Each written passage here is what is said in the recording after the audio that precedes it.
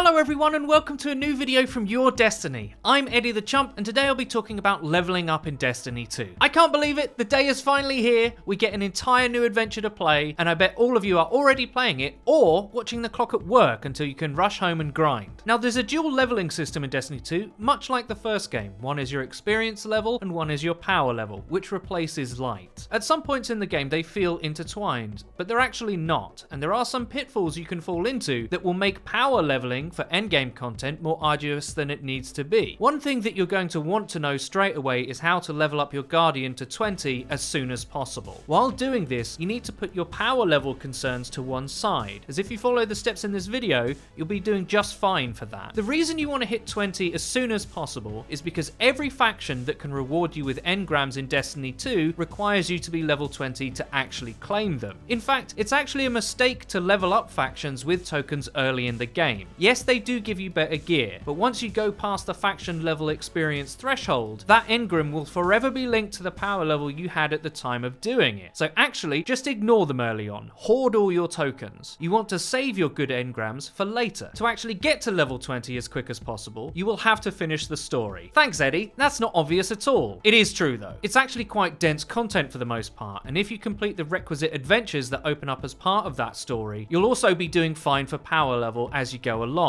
Now, one thing that people tend to ignore are the vendors along the way. Every time you go to a new location, the vendors can sell green items that can be up to 10 to 20 power levels above what you probably have equipped. These require Glimmer, and I highly recommend you do that instead of handing in tokens only to get a locked low-level purple engram that you can't even use yet. Now, these vendor items will only go up to a maximum of 200 power level, so beyond that, it's public activity time. Aside from the dense story content, the easiest way to gain the most experience and get your Guardian up to 20 is, in our opinion, public events. Both variants are good, but the heroic versions are the best. They give you a massive amount of XP. We actually have a guide for how to unlock the heroic versions, as doing it on some of them is a little bit obtuse. Not only will these public events quicken up the XP grind, but they also tend to drop good gear for you to incrementally level up your power level while not wasting high value engrams. Crucible is also a viable option if you want to grind your experience level without doing the story non-stop. A word of warning about this: once you start in the Crucible, you'll begin to unlock a Crucible milestone quest. You want to avoid your milestones for any activity if their reward is powerful gear until much